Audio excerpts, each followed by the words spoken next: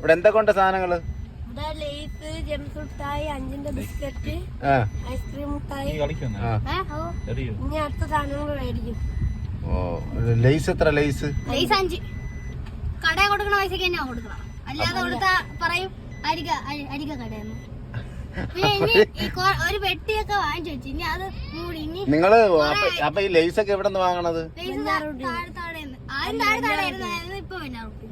താഴത്തെ കടയിൽ നിന്ന് 5 രൂപയ്ക്ക് വാങ്ങിച്ചിട്ട് ഇവിടെ 5 രൂപയ്ക്ക് കൊടുത്ത ലാഭം കിട്ടും? ഇല്ലല്ലോ, ഹോൾസെയിൽ ആയിട്ട് വാങ്ങും.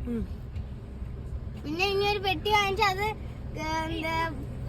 സ്റ്റിക്കറൊക്കെ വെച്ച് ഒട്ടിച്ചിട്ട് ഇനി ഇതിന്റെ പ്രോഫിറ്റ് എങ്ങനെ, ലാഭം എങ്ങനെ എടുക്കണം നിങ്ങൾ എല്ലാരും കൂടെ? നമ്മളെല്ലാരും കൂടെ അല്ല, പിന്നെ ആദ്യം പൈസ വെച്ചിട്ട് കടയിൽ പിന്നെ ലൈറ്റൊക്കെ മേടിച്ചു വെക്കും. എന്റെ പിന്നെ സൈഡൊക്കെ മറയ്ക്കുള്ളതൊക്കെ മേടിച്ചു വെച്ചിട്ട് എല്ലാം കഴിഞ്ഞിട്ട് വീതിച്ചെടുക്കണം തന്നെ. അപ്പൊ കടക്ക് കുറച്ച് പണിയുണ്ട്. കട ഒന്ന് കാണിച്ചു കൊടുക്കട്ടെ, മറിയാം. ഓ, അടിപൊളി കട. അപ്പൊ ഇരിക്കാനുള്ള സ്ഥലമൊന്നും ഇല്ലേ? തന്നെ. ഉഷാറാവട്ടെ കേട്ടോ. ഒരു പെട്ടിയിലാണെങ്കിൽ കുറെ 7 ഐസ്ക്രീം ഒക്കെ വെക്കണം. ഐസ്ക്രീം അതിന്റെ അകത്ത് ഐസ് ഇട്ടിട്ട് തന്നെയല്ലേ.